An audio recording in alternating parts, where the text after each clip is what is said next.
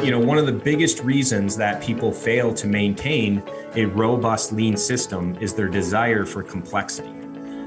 We begin simple enough and then we add more and more levels of complexity until eventually we have a system that's just far too hard to maintain. Today, I'm excited to welcome Patrick Adams to the show. Now, Patrick is a very experienced lean practitioner. He's got his own consulting business now, but this week, as it turns out, Patrick has launched a new book called Avoiding the Continuous Appearance Trap. So really interesting title, Continuous Appearance Trap. And what the book is all about is really this contrast between what Patrick refers to as a culture of continuous appearance and a culture of continuous improvement. And as you can probably guess, continuous improvement is what we want. Continuous appearance is not what we want. But as Patrick and I discuss, even the best lean companies out there may have aspects of their organization that falls into this continuous appearance trap. And so what we talk about is what those traps are, what they look like. Patrick then offers some ideas for what we can do to not fall into those traps. And then we kind of wrap things up with Patrick outlining 12 questions that he came up with and that he shares in his book that we can all ask ourselves to determine what kind of culture we have. Do we have a culture of continuous appearance? Do we have a culture of continuous improvement? So really fun episode. Patrick is full of knowledge and wisdom, and I really enjoyed chatting with him. I think you'll like it as well. Links to everything that Patrick and I talked to can be found over at the show notes, which will be gembapodcast.com. Look for episode 354. Again, gembapodcast.com and look for episode 354. Okay, enough from me. Let's get to the show. Patrick, welcome to the show. How's it going? Hey, it's going good, Ron. Thank you for having me. Oh, no, thanks for coming on, man. Appreciate it. So, hey, man, where are you calling in from? I am calling in from West Michigan. West Michigan. Yes. Like the western part of Michigan, or a place literally called West Michigan? Grand Rapids specifically, but Okay. we're in, we call it West Michigan. We like to put our hand up and kind of point at our hand to talk about where we're from in the mitten, but West Michigan, that's where I'm from. Yeah, I know college football has come and gone, but I'm afraid to ask, are you a Wolverine fan or what? Yeah, that's always a touchy question, but no, I am a Wolverine fan. Okay. Yeah, my wife, she went to U of M for her master's, and I was actually, I trained ROTC students at the University of Michigan when I was in the military. So I would say U of M's got the monopoly on lean, man. You got Rother and Liker, all these guys, Yes. So, that's awesome. Absolutely. That's awesome. All right. It's a beautiful campus too. Oh, it sure is. Yeah, I've been to it. I spent some time at Zingerman's, with the guys over at Zingerman's. Oh, yeah, at Menlo too, right? Yeah, you were at Menlo not too long ago. Yeah. Rich and Tom Root there at Zingerman's. Have you ever been to Zingerman's? I mean, everybody knows of Menlo, but have you ever been to Zingerman's, the mail order place? Oh yeah, they got some amazing stuff that they're doing. Oh my gosh, they sure do.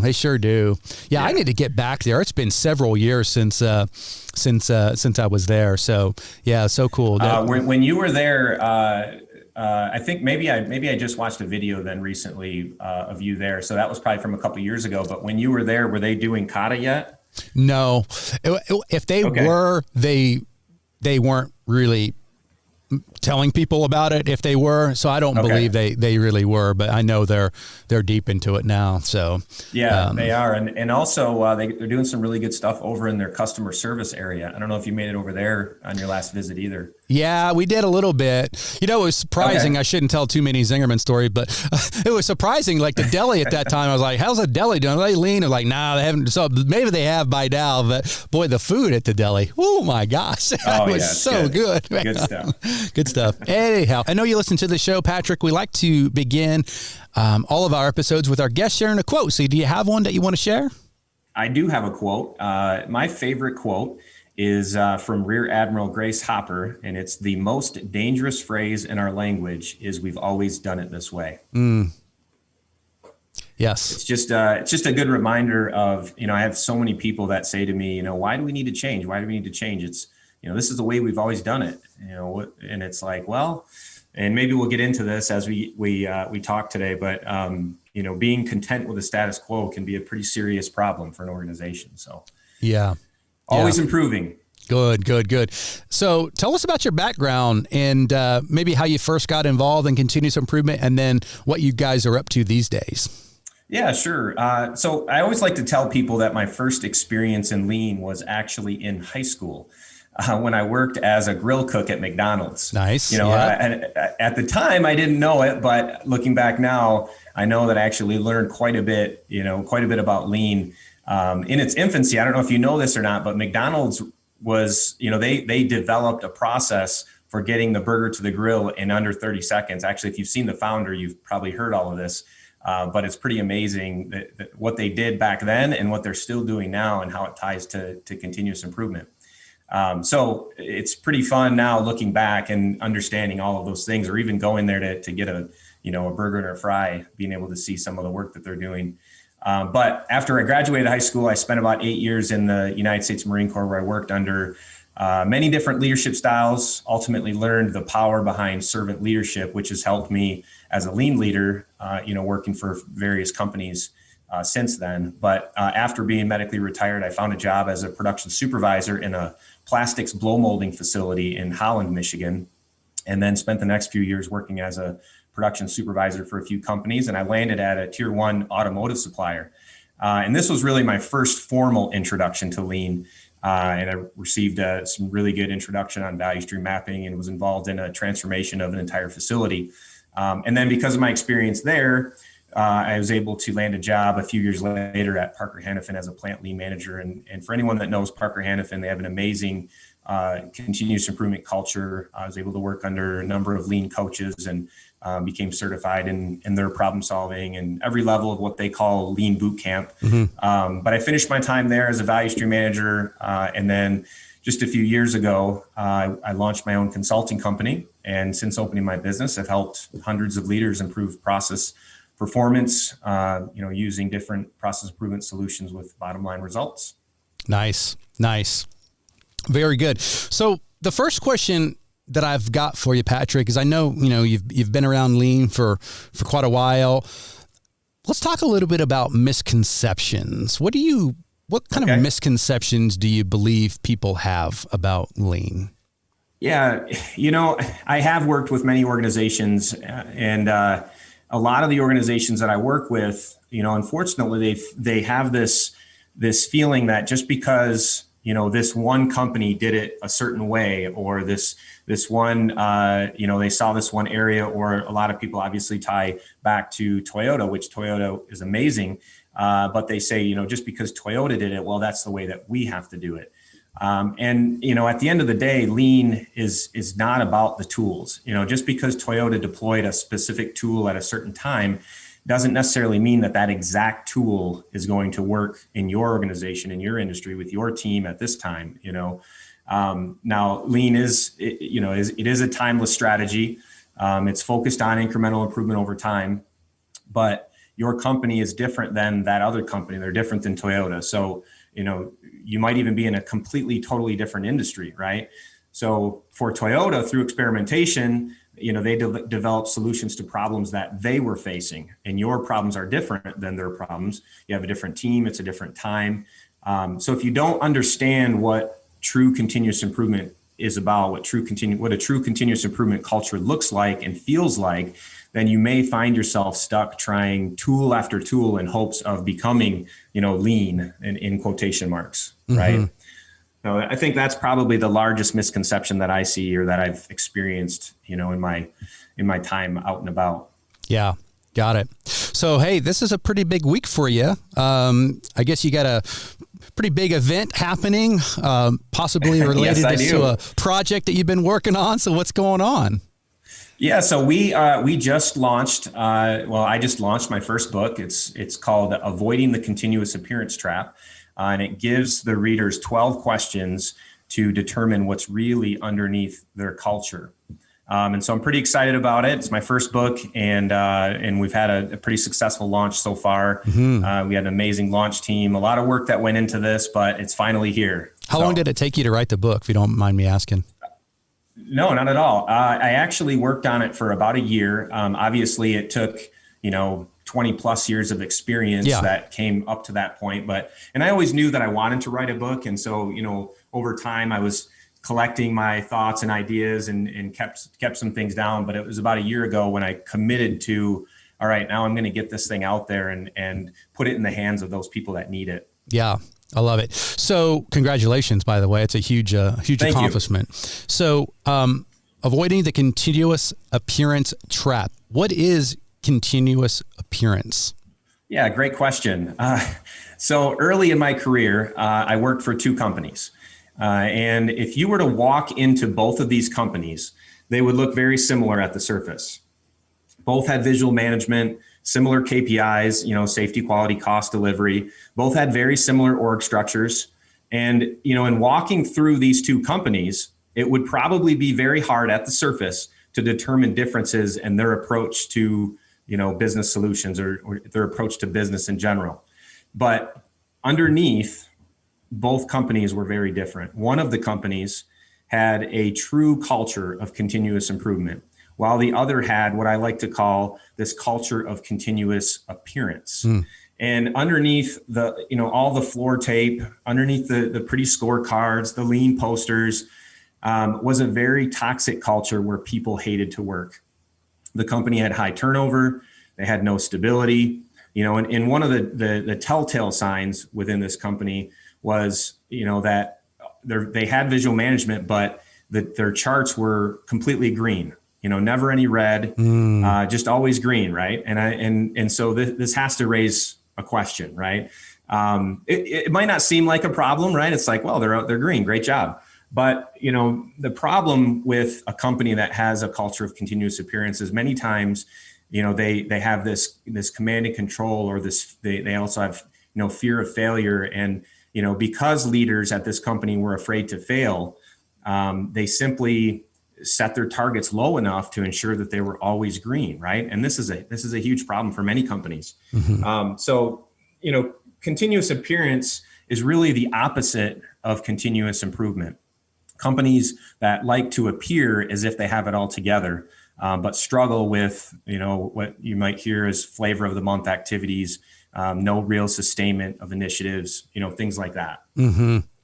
What percentage of companies would you? I mean, I know it's an impossible question to answer, but what percentage of companies, so-called practicing lean or attempting to practice lean, do you think fall into the continuous appearance bucket?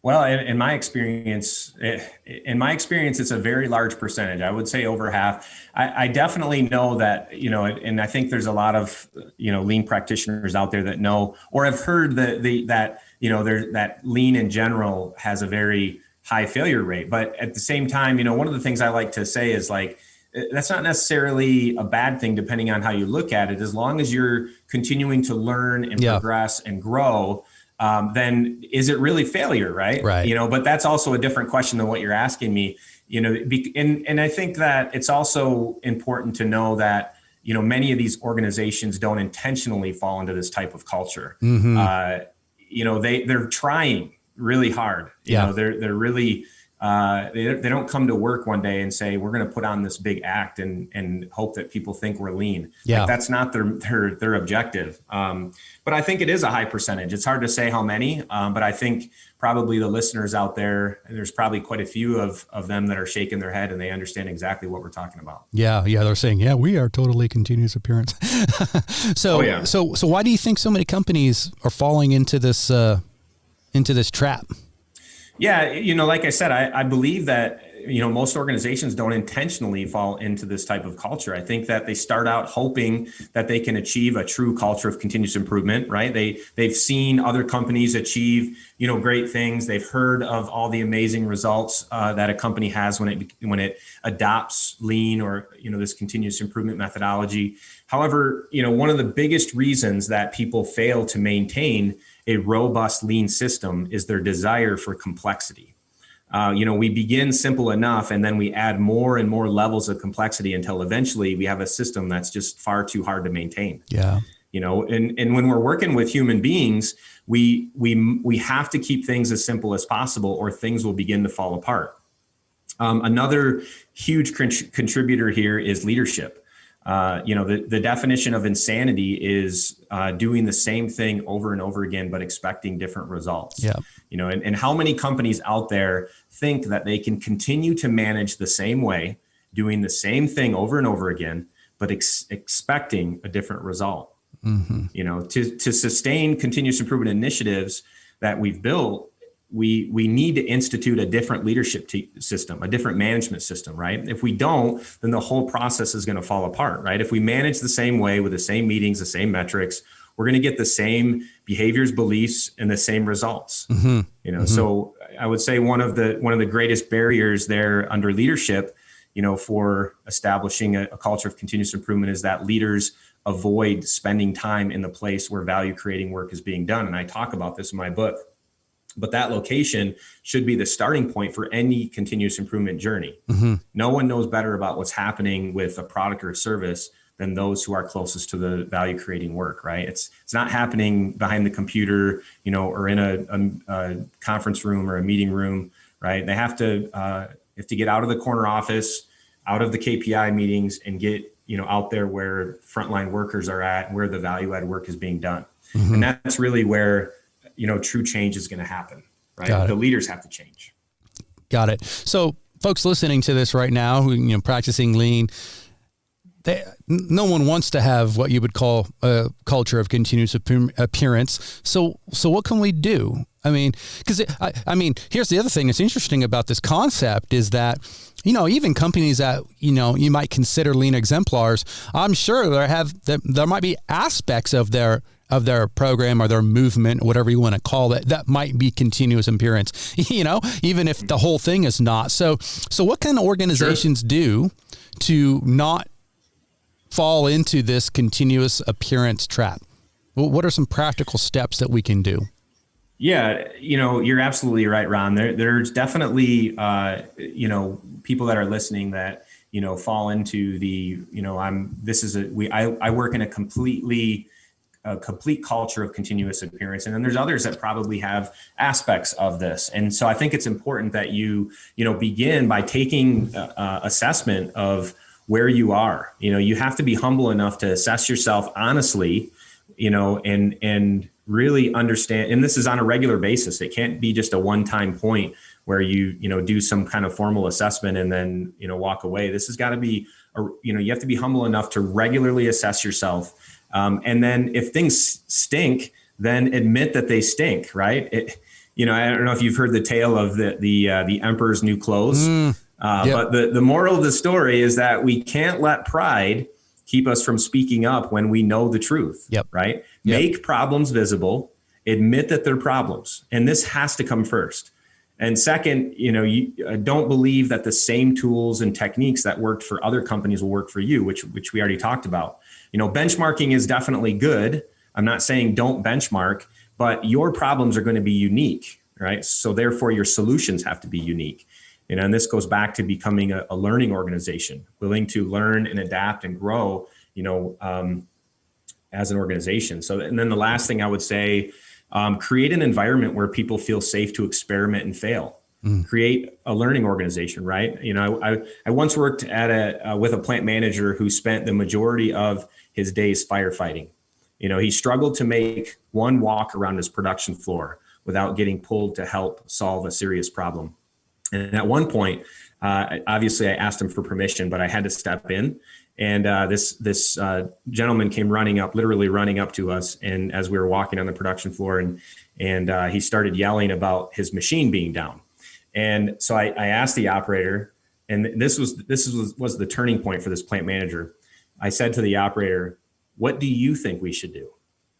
And he looked at me a little crazy and he looked at the plant manager and he said, "Well, I guess, the last time that this happened, I had to clean the rails. So I guess the first step would be I would try to clean the rails."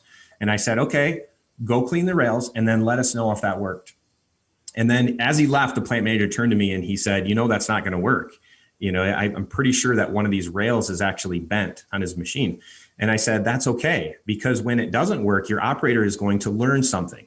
And maybe he'll learn that the rail is bent, and then he'll know what to do all on his own without having to come get you, right? So every time that you solve a problem for your team, you enable them to create fires for you. Yeah. Right? They begin to rely on you as the one person who can fix everything. Yeah. However, if you want your team to be the experts that they are, then you have to enable them and empower them to solve problems. And that up front, that could take a little bit more time for them to get to the answer.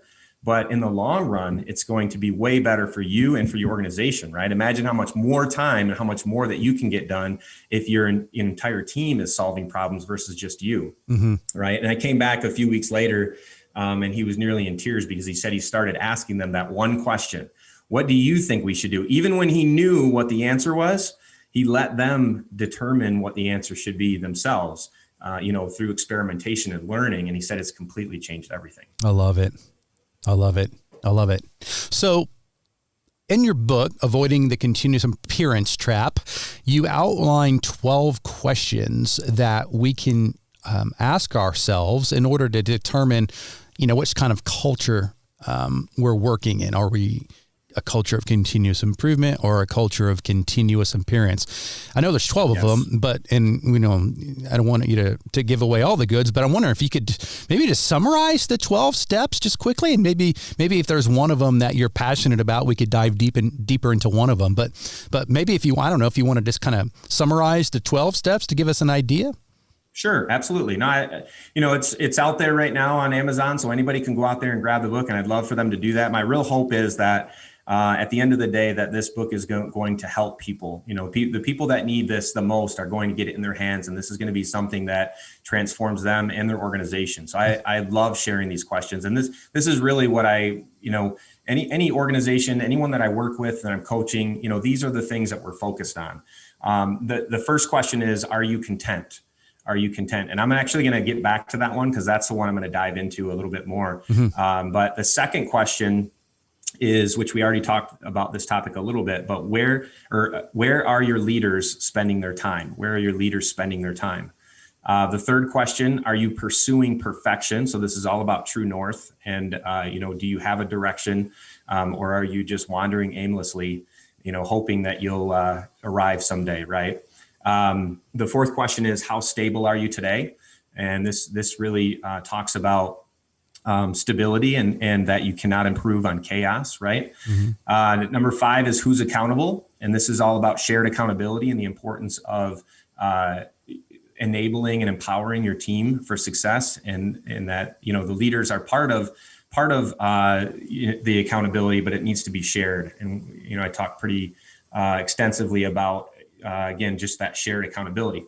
The other thing that's really cool about this book is, again, I have a case study, these 2 companies that I worked for, right? So at the end of each one of these chapters, I actually talk about very specific stories from these 2 companies, and I tie them back to the question, at Company Continuous Appearance, which is the company that I talk about there, and then versus Company Continuous Improvement. Those are the 2 companies. I give specific stories from each of them that are specific to these questions. So number 6 is, what are your goals? Number 7 is, your organization designed to meet your goals? And this is all about silos and, value stream management, and how important that is to look at the big picture and not just one piece of the puzzle. Number 8, we talk about leadership again, and we specifically talk about leaders' behavior. How are your leaders behaving? Number 9 is, how safe is it for your employees to fail? Which we talked a little bit about today. Number 10 is, what is your high value target area? And that's really about model areas, and, taking one area, not trying to eat the whole elephant at once, but really taking one small piece at a time, and then replicating your learnings to the different areas. Number 11 is, are you generating small, simple improvements? So we talk about, the power of small things versus big projects. Not to say big projects aren't necessary, but if you think about the Colorado River and what that played part in creating what is now known as one of the greatest areas. I was just out here a couple months ago to see the Grand Canyon, and what an amazing sight. I actually got to see it at sunset, which was just super powerful. But the Colorado River, weaves through the Grand Canyon, and there, you cannot deny the fact that over time, little by little, that water has developed what we're now looking at as this amazing sight. And it's the same thing with improvements. Small little improvements lead to amazing, large, huge results. And there's a lot of power in that. So I talk a lot about that in question 11. And then the last question is, are problems easy to see? And this is where we talk about visual management and the importance of, making problems visible to everyone in the organization so that we can go after them and being okay with that. Yeah. So let's go back to question 1, unless you had questions about those, and then I want to dive into question 1. No, let's do it. Question 1. Okay, I love perfect. Yeah. So, this actually ties back to my quote that I mentioned at the beginning, right? The most dangerous phrase in our language is, we've always done it this way. So are you content? And I really have had people over the years say to me, why do we need to change? We've always done it this way. So, is the way that we've always done it okay? Right? What's your defect rate? Is that okay? You have to ask yourself that. How efficient are you at your job? Is that okay? We never want our leadership or our team to become content with the status quo. Rather, we want to create this kind of dissatisfaction with the status quo. And for some organizations, creating dissatisfaction with the current state is easy. Maybe your business is not performing well, and, maybe you're losing sales, or maybe you're not fulfilling your mission. In these cases, it's easy to communicate and create alignment around why you need to change. However, it's not always that easy. It's not always that clear cut, right? So if we imagine that your current output is top notch, is it enough for you to just stop innovating, stop reaching for more, right? Other companies are racing to catch up to you and pass you by. Your competition is improving. So standing still, in effect, is the same as moving backwards, and we never want to be in a place where we're moving backwards, because we're not going to be around very long if that's the case. Mm-hmm. The other thing that I hear a lot is, let's create this burning platform. Well, I don't like the term burning platform because it really tries to create, fear, and we don't need to create fear to instill excitement for change. Rather, what I like to do is I like to tell a compelling story, or create a compelling story for change. And this, a compelling story is really a narrative that charts change over time, demonstrating how potential solutions fit into certain problems that you're already experiencing. So, do you have real competitors that are working hard to steal your business? You could create a compelling story around that. Do you work in an operating room and real lives depend on zero defect mentality? Well, we can create a compelling story around that. So creating compelling stories and then communicating them consistently across the organization can help give you the edge that you need in order to keep people from becoming, content in the status quo. Mm-hmm. And that's really, that's kind of a summary, but a good kind of, I guess, teaser for that question 1. And, again, throughout the entire book, I'm tying everything back to that case study of the 2 companies, Company Continuous Appearance and Company Continuous Improvement, which are 2 real companies that I worked for. I changed the names of the people, but I, walk the reader through very real stories that tie back to every single one of these questions. Yeah, I love it. I think it's a great contribution to our movement, because if we're all being honest, I think early in the year, everybody's got your resolutions and all the rest of it. I think it's important to just to self-assess, where are you on the journey? No one's perfect. Toyota's, I'm guessing even Toyota could probably, if they look close enough, find some examples of where that might be appearing more than they want, right? And absolutely, that's right. No one's perfect here, so I think it's a great